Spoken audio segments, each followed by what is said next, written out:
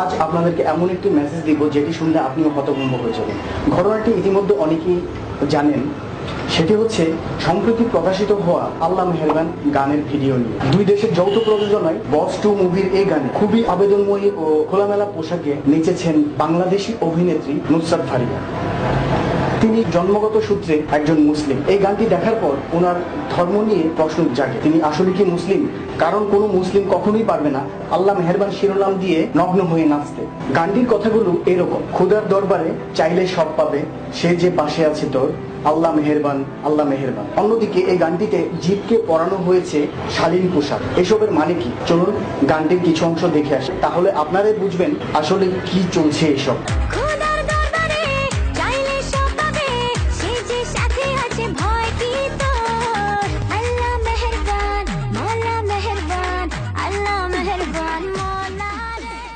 বিভিন্ন পত্র পত্রিকা এবং সোশ্যাল মিডিয়াতে গানটি নিয়ে চলছে তুমুল যুদ্ধ। কেউ কেউ বলছে গানটি ডিলিট করে দেওয়ার জন্য, ইউটিউব থেকে নামিয়ে দেওয়ার জন্য। কেউ কেউ বলছে সেন্সর বোর্ড থেকে মুভিটাকে আটকিয়ে দেওয়ার জন্য। আমরা বলবো বিধর্মীদের এসব ভণ্ডামি বন্ধ করার জন্য। কারণ এই গানটি যে কোরিওগ্রাফি করেছে সে অবশ্যই ইসলাম ধর্মের না, কিন্তু যে নেচেছে এই গানটিতে সে তো ইসলাম ধর্মের। তার ধ্যান জ্ঞান, তার মন মানসিকতা, তার ইসলামী অনুশাসন, ধর্মীয় অনুশাসন কোথায়? টাকার বিনিময়ে সবকিছু খুলতে রাজি হয়ে যায়। এরা আসলে ইসলাম ধর্মের গুণ, কাঠে যেমন গুণ ধরে আস্তে আস্তে কাঠটাকে নষ্ট করে ফেলে, ঠিক এরা হচ্ছে যে ইসলাম ধর্মের গুণ, পোকা। ইসলাম ধর্মটাকে নষ্ট করার জন্য এরাই দায়ী, বিধর্মীরা দায়ী না। তারা করতেই পারে, তারা যা খুশি তা করতে পারে, কিন্তু আমরা আমাদেরকে তো সচেতন থাকতে হবে। ভিউয়ার্স, একসময় এদেরকে বলা হতো নর্তকী।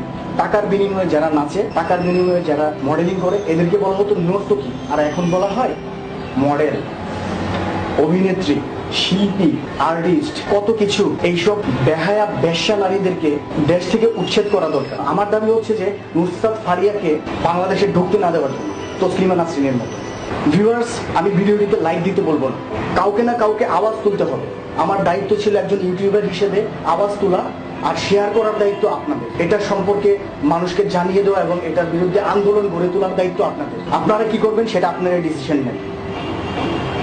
বিদায়।